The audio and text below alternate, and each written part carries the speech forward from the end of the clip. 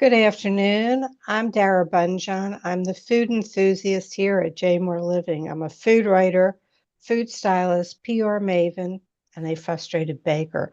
Those of you joining us live, drop your comments and questions for my guest or myself into the comment box, and I will check from time to time and address those questions or mention your comments. So please feel free to jump in. Today's guest is Kylie Perrotti, a design director who has jumped in with both feet into expanding her sideline as the creator of tried and true recipes and exploring vegan websites into full-time endeavor. The two food platforms are known for original recipes, thoughtful storytelling, and are now famous upside down cake flips, playful element of surprise that has captivated millions across TikTok and Instagram. Let's bring in Kylie. Hello. Hi, how are you, Kylie? Thank you Hi. for joining us. Yeah, thank you for having me. I'm doing well. That's good. That's always the best thing, doing well. It's better than god awful for Yeah. sure. Kylie, what's on your plate today to do other than doing the show?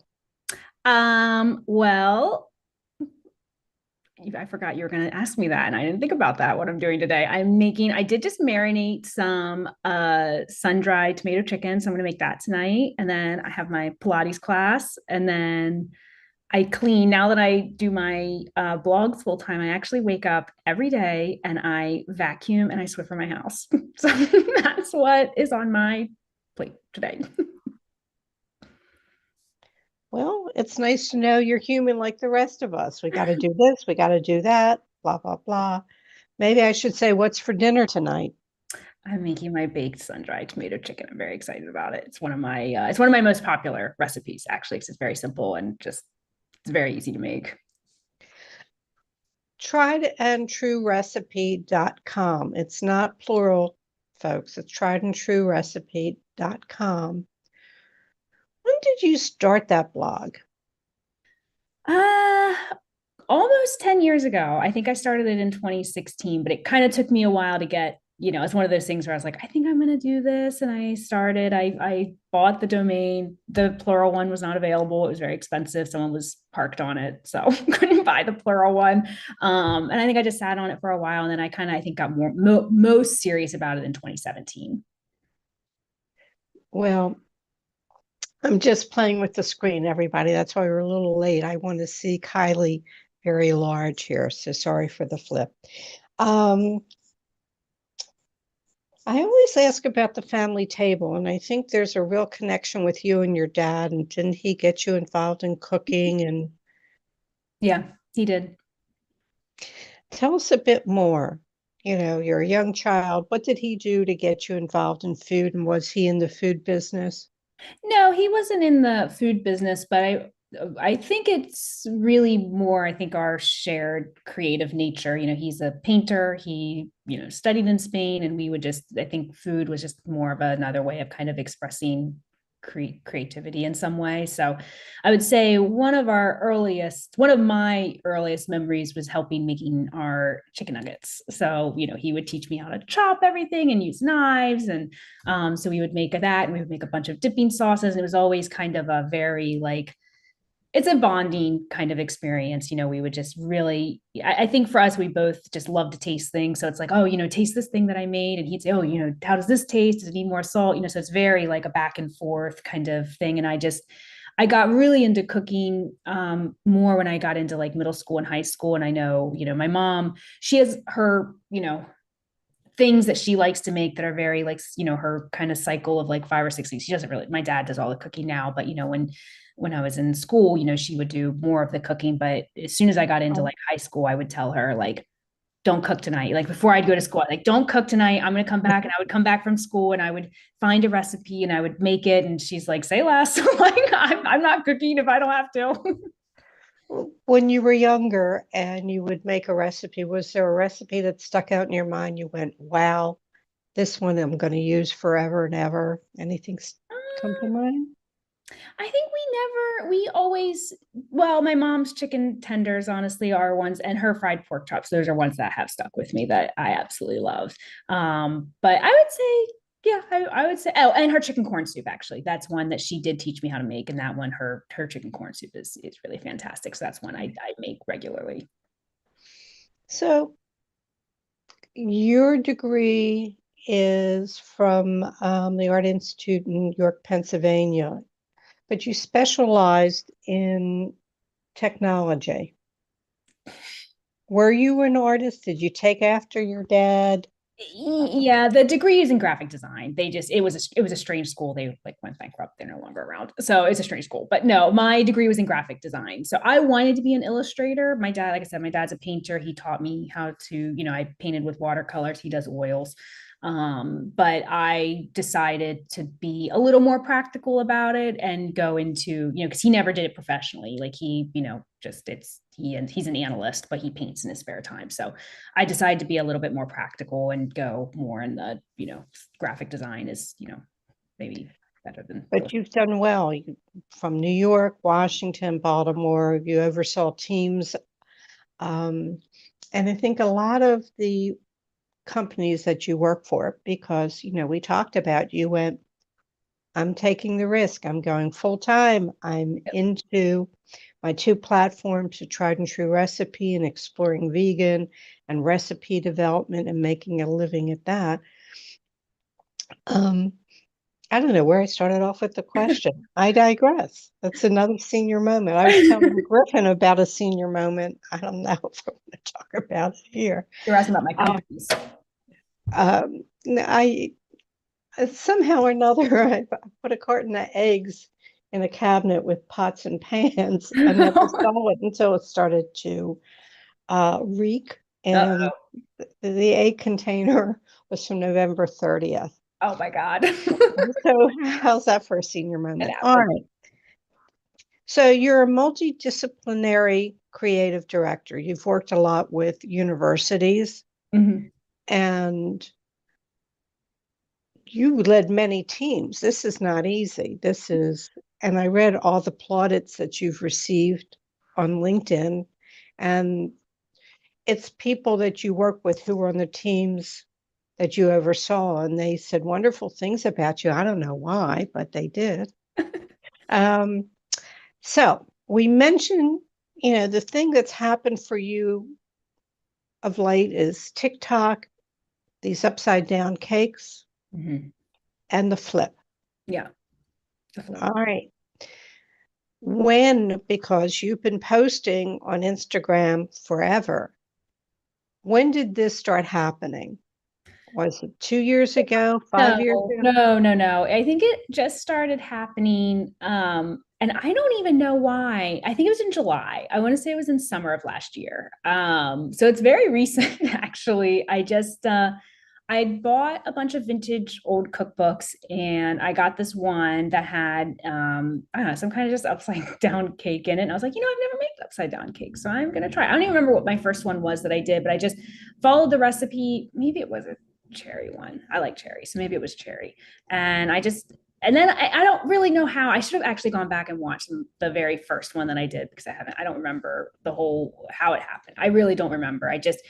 I was thinking I should start making some more TikToks. I should start taking videos more seriously and, actually putting myself out there. And I think I just filmed it and it just, for some reason, people seem to like it. And before, I don't think I would really talk in the videos at all. I think some of my early ones, I wouldn't talk. It was a very quick cut, like, and then I think I just started whispering and talking and then suddenly here we are, and then everyone loved it. I think people like the element of surprise with it. I think they like not knowing how it's going to turn out.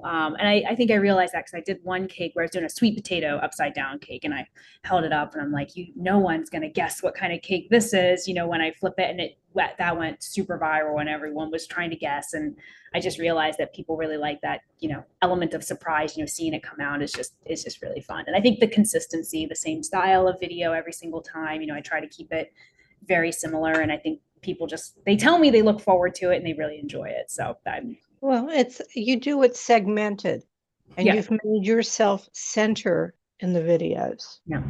And I think that's probably part of it.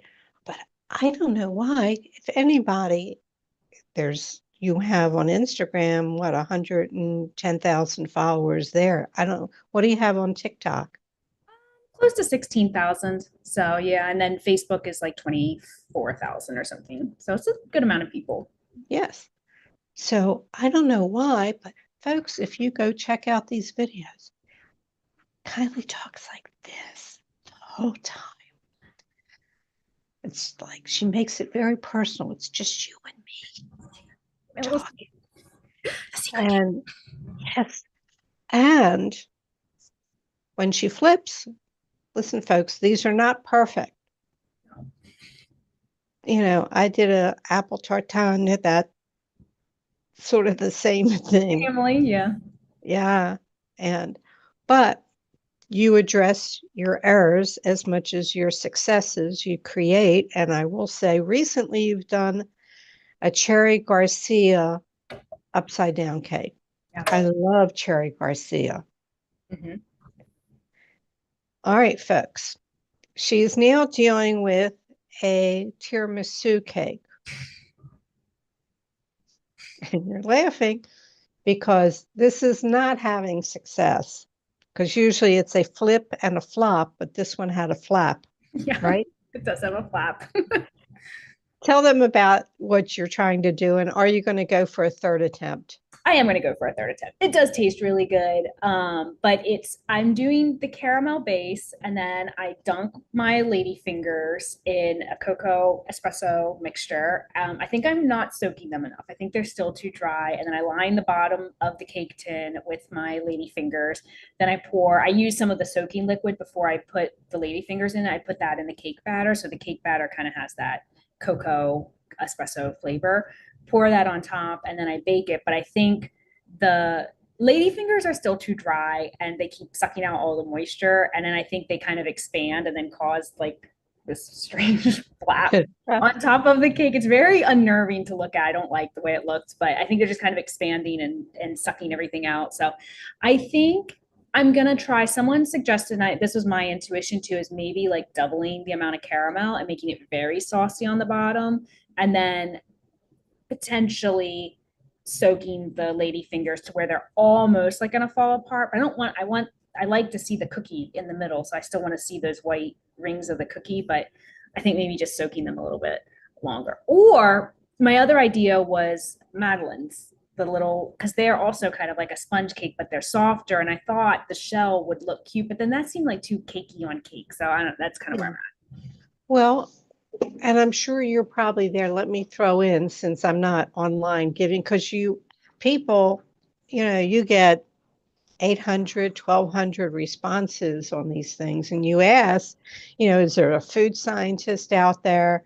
And you engage your followers. So here's my engagement. What about soaking the lady fingers in something that's alcohol? Yeah, I'm with you. Like an espresso liqueur, or Do you think that maybe, would eat more of the, like, take out more of the dryness? What would that do? I don't know. It maybe it'll react differently. I'm not a food scientist. I'm gonna If I try was, I would have responded. I it. don't know. I do love coffee liqueur. I do use a little amaretto in it, but only a tablespoon. But I wonder if like I did like half espresso and half coffee liqueur or something, and maybe it would, that little alcohol would do something. I'm gonna try it. And I love coffee liqueur, so Well, if it works, you get credit. I get It's credit. Just Dara's tiramisu upside down cake. yeah.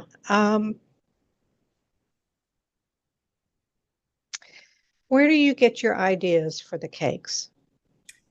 Um, No, my friend and I do have a shared note where we add ideas, but we haven't done that in a while. But sometimes people will just send, like I had a follower message me today or last night, and she sent a couple ideas.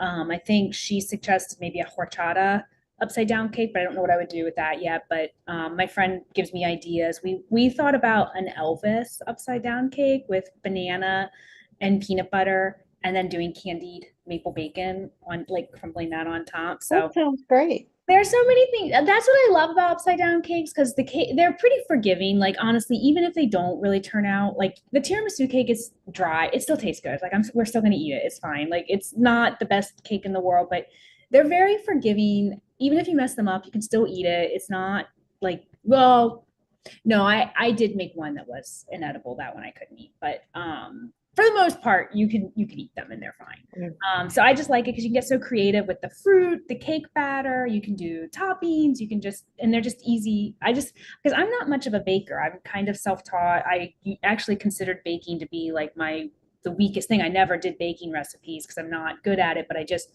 I learned this recipe from an old cookbook, and then it's just been one that I've been able to riff on, over and over and over again, and always have pretty good results. Well, you're preaching to the choir Yeah, frustrated because baker. Yep. frustrated baker, but I do it to challenge myself. And it depends. I'm in an apartment, so I have a gas oven, so it's not constant.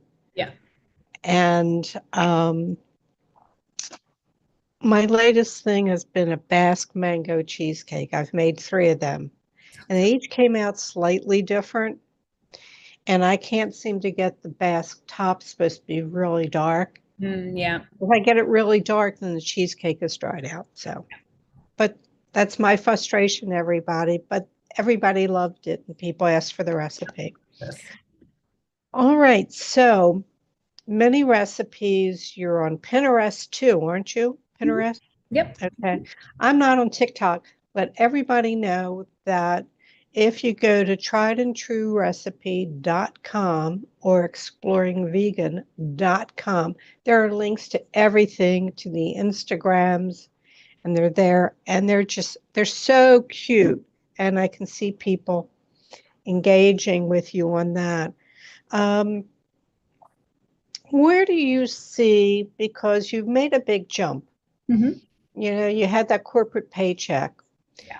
Where do you see the two platforms going, and what are you expecting from that? Or are you doing that along with freelance graphic work? I don't really know where I see them going, right? It's especially with the internet and AI recipes. I think it is a bit there is like an element of unknown with how things are going to if my websites will still continue to be a viable income source for me. But I do freelance. I'm working with a woman who makes candles, and we're launching her first brick and mortar. Also will be a cake flip at her opening party, which will be fun, and an accompanying candle to go along with it, so that'll be fun. But so I'm still doing some freelance, just trying to fill my time and stay busy. But yeah, I don't really know. Honestly, right now I'm trying to focus more on controlling what I can control. So I have, a subscriber list, that I send emails every week, which is to me, I feel like the greatest privilege is to be allowed into someone's inbox, and it's not Right. controlled by an algorithm. If you opt into emails, I am not controlled by outside factors. I'm going to show up in your inbox and you can get content from me. So I try to, focus on the things that I can control and try not to, worry too much about the, things that are outside of my control, SEO and algorithms and things like that. Yeah. I gave up a long time ago. I stayed on top of things for many, many years, and then I just went, I'm tired. Yeah. No TikTok for me. It was interesting. I did a quick live video that went to Reel, and it was something I can't even remember what it was about. And it took off, and I'm going, it really comes down to personalities and you being in there. Yeah. And I have to say um, that I can't believe you and your husband eat all this cake. I have to think friends and neighbors might be getting some. Yeah. Community fridge, get some. Okay, let's talk about Community Fridge because you're helping out Marcy Yankelov, you started with Marcy. Well, you started and Marcy came into it, and I can't think of the gentleman, the Baltimore Supper Club. Folks, this was before COVID. and Yeah. it was growing. And they had 1,500 members to it in the Baltimore local area and doing specialty dinners. And um, so Marcy's very much involved with the Baltimore Community Fridge. Tell us a little bit more about what you're doing there. I just try to, since I'm doing this full time now, I do make a lot of food. Like I'm making a lot more food than I used to. I mean, a lot of my recipes would just be based on my dinner. And now I kind of feel like, well, I actually need to be coming up with more recipes, which means cooking a lot more, which means, having a lot more food in excess. And so I love the community fridge because it's just anyone can take stuff there. And so if I, make, a cake, if it's one that I'm not, like hanging all over, when I'm making a cake for it, I make it specifically for the fridge and I'm cooking as if I'm cooking for other people, hair back, apron on. It's not for me. I take that pretty seriously, hygiene and all that. So, but I just slice it up, put it in a thing. I print little labels with all the dietary and allergen information on it. And then usually I'll try to do that a cake with some kind of actual meal. So I've taken lasagna, I've taken I think I've done lasagna twice. And then this was kind of upsetting. I did actually make ricotta beef meatballs with orzo and I didn't realize they were on. I packed them all up. I made like 12 portions of it and I realized that they were on New Year's break with the fridge that I was going to go to. And then we were going to be traveling. So that one went back into my freezer. So we will eat those. But I have a plan to make some more things. So as I'm testing recipes, if I try to like make it, that's the final thing that I'm taking. It's really a full complete meal that I take to the fridge and pack up and everything. Okay. I'm just checking my notes. With the growth of some of these videos, you're limited on time. Is that why you do it segmented, or were you just because obviously you bake something, it's got to cool, you got to flip it and then ice it? I think that's why, but when I record them, I do usually I have because TikTok, I'm probably not doing it right, but TikTok has a recording limit of 10 minutes. And so usually I end up recording up to like 8 minutes, and it's just a lot to cut down. And Instagram kind of, I think, has a recommendation of 3 minutes videos. So it's really hard to do the assembly, the flip, and then sometimes the frost. It's really hard to get that into 3 minutes. So that's why. And also, like, if I have to sit in my house and smell this cake and wait for it, everyone else should know about it and have to wait for it too. That's how I feel. They have So to you're wait right for there it with me. too. You're right there with me waiting for it. Boy.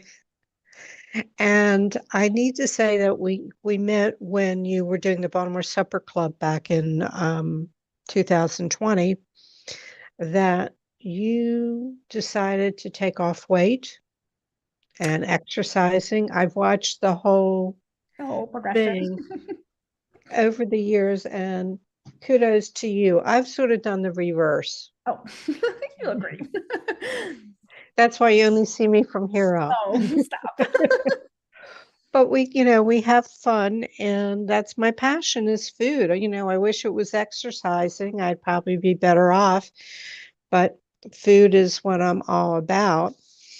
Um, let's see. I want to remind people triedandtruerecipe.com, exploringvegan.com. Are there any other? We've talked about Cafe Figlia, which is the fragrance bar in Fells Point, that you're a creative director down there.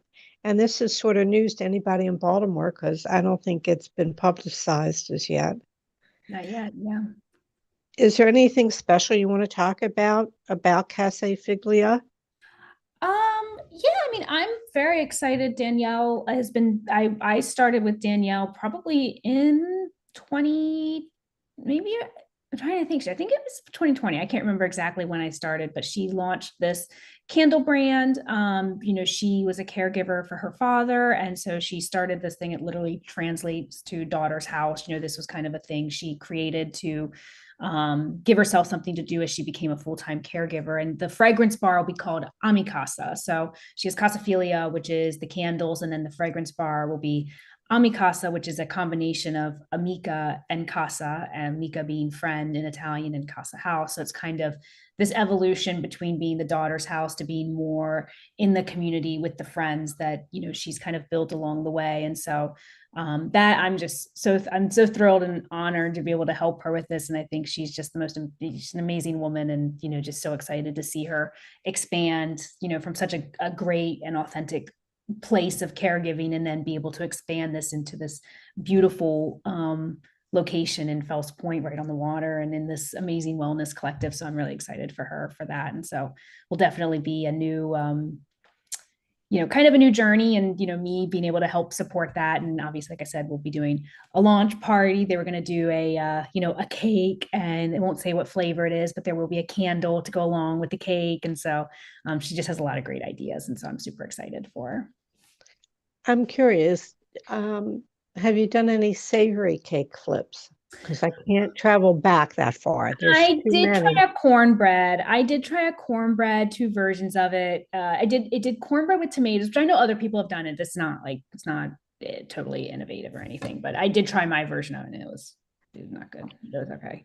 It was just kind of dry. I think my tomatoes were really old, so they had like a funky flavor. So that was kind of gross. That one did actually go into the garbage. That one couldn't. The tomatoes were way too old, so that was kind of a shame. But I did do one with some nice heirloom tomatoes, and that did actually taste good, but it just didn't really give me. But I do think I could do savory cakes. I think there's something there. Yeah, absolutely. And especially abuse, a lot of it could be very suitable for vegans Yeah. as well. Yeah. All right. So we've come to the time where I asked all my little questions. If you could go back and give your 18-year-old self a piece of advice, what would it be? Well, I had a very long-winded answer prepared for this, but I'll try to keep it short. But I think it would be to loosen up. I am a very uptight person. I don't know if you can tell, but even when I was little, my dad would call me a mother hen because I didn't like it if people didn't follow the rules or if things didn't go right. I was very serious. And I can just be a very extreme perfectionist. I just take things really seriously, especially, sorry, I guess someone's here, especially my creative endeavors. And that would just sometimes cause me to turn down opportunities, or, I would just have this fear that I wasn't going to execute it exactly perfectly or exactly the way I wanted to. And somehow everyone would realize I was a fraud or something like that. And so, I just would have this fear of messing up. And so I think as I've gotten more comfortable with myself, I think I found a lot of joy in just messing up on camera. I think you said, I do the flips, the flops, the flaps. And I actually learned that from TikTok. That's something a woman on TikTok taught me when I first started on the app. Is I remember a woman rolled out of bed and she's like, get on camera in your muumuu with your messy hair, get out of bed and make a video. Like nobody wants to see the really manicured stuff. We just want to see you in your muumuu. And I was like, I hear you. I'm not ready for that yet, but I'm going to get there. And I've just started, sometimes I'm in my pajamas, sometimes I'm got my hair wet, I'm just out of the shower or whatever, and so I think I've just gotten a lot more comfortable. And I think as I've gotten older, I think I've developed a little bit more of like a devil may care kind of attitude, and you only have one shot on earth, not to be existentialist, but you only have one shot here. So you might as well just have fun and not be burdened down by excessive worry and fear and all that. So I think that's kind of So if you go back to your 18-year-old self, you would say you're not going to be a control freak for the rest of your life. yeah. I mean, I am, but I do need to loosen up a little bit and not like I can control what I can control, but I do need to loosen up a little bit. Well, I watched the Instagrams and Facebook. We've been friends for quite a bit of time. And, I like that you come in and I think it's so cute that you whisper and you go, oh shit. Yeah. It's all natural. It is a natural response. Yeah. So, yeah, I think people warm to you, to your personality. Yeah. If you could wake up tomorrow morning with a new talent, what would the new talent be? I want to sew. I want to learn how to sew.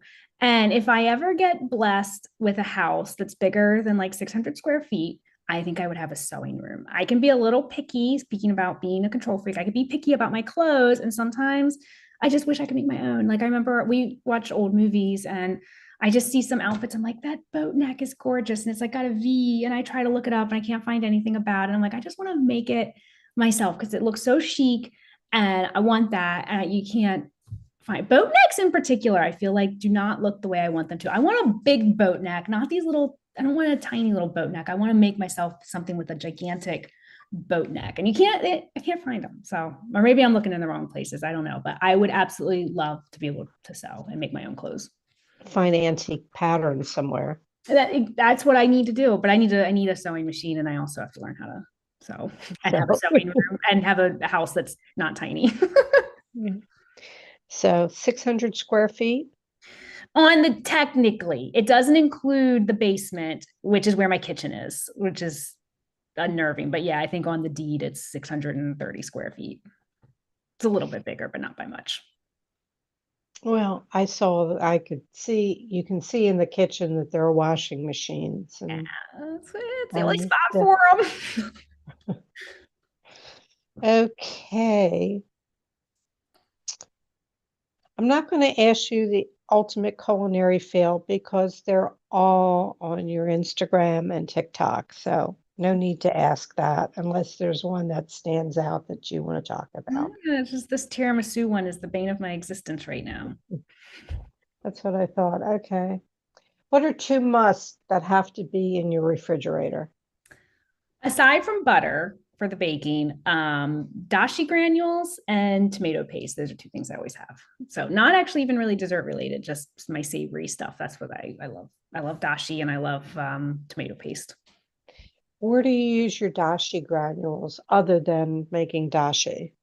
I marinate meat with it. Actually, one of my favorite ramen recipes is I take a pork tenderloin, and I mean, it's not like, traditional or anything or whatever. I just take a pork tenderloin, I marinate it with dashi and shishimi togarashi, and then I fry it, bake it, and then slice it thin, and I serve it on like a dashi broth with ramen. I also fry mushrooms in it, which is really good. So I just heat up some oil, throw whatever I'm going to cook in it, and I just cover it with the dashi. It takes any it just is so flavorful and so umami that it just makes everything taste good. It's not anything that's dehydrated. You're using the granules, right? Yeah, the granules. Yep. Okay. All right. What's the best bite you've had this week? You can probably guess. Cherry Garcia. My cherry Garcia. The cherry Garcia. Yeah, I can't stop eating that one. It's so good. I'm already thinking about making it for Valentine's Day. That's gonna be my Valentine's Day cake. And so when I have parties now, sometimes people like to stand. The thing that people really reacted to before is my husband standing very menacingly in the background. And so now I do that with my friends. If I have a party, people come over and they stand in the back waiting for it. So that's going to be the cake flip this year. Will be the Cherry Garcia upside down cake. Well, it's interesting. I love the picture. Your husband's there, so stoic, no reaction whatsoever. Yep. And that was just a mistake. That was just one. I think I was flipping one at like 1 a.m. I think he just wanted to go to bed and he was just standing there. And I wasn't even thinking. I just kept him there. And everyone's like, what does he want? Like, tell him what is wrong. And the comments, they're so funny about it. They're just, like, mama, a man behind you, just very funny comments, like, is he going to help? Or, it's just, they're silly, they're just very funny. Well, it's nice to have good interaction with the followers, definitely. And what didn't I ask you that I probably should have? I think you covered it pretty good. I think I was gonna say maybe my upside down cake flavors on the horizon, but you already asked that. So I think you covered it. You did great. Did I get my gold star? You got 10 gold stars. 10 gold stars. And can I trade that in for a slice of the Cherry Garcia upside down cake? Always, 100%. Oh, great. Kylie, it's been a pleasure. Happy Valentine's Day. Yeah, thank you. And I'll be watching, and I'm sure some other people, to see how this tiramisu upside down cake turns out. We'll finally get there. You'll let me know if the liquor helps out. Or if not, just drink it and forget about it. That's it. Yep, that's all. That's the big answer. Thank you so much. All right, Kylie. Okay, folks, I have a couple of announcements. And let's see. Here we go. Should I put on the glasses? No, I put it in the big print. Okay. Next week's guest will be Chef Mark Mills, owner of Chocolates and Tomatoes Farm in Middletown, Maryland, which he co-founded. Mark is a seasoned chef, educator, and sustainable farmer. Chocolates and Tomatoes Farm uses a unique blend of regenerative agriculture, gourmet chocolate making, and hands-on cooking classes. I think that's going to be fun and covers a lot. He teaches in Frederick and culinary school there. So tune in next week for Mark Mills. If you need to reach me, my Instagram is @Dara Cooks. And on Facebook, you can find me under the Food Enthusiast. jmoreliving.com website. On the menu on the top, go to food, click down on the Food Enthusiast, and you can see all the past videos that we've done, all 267 of them. There is also a link to sign up for the bi-monthly food newsletter that comes out, and it costs nothing. It's recipes, it's stories, it's videos, so you can do that there. As I said, all our shows are immediately archived in video form on Jmore Living's Facebook page and jmoreliving.com. We truly appreciate it when you share our show with friends and family. Feel free to go back into our archives and enjoy past shows. May your plates always, always be full.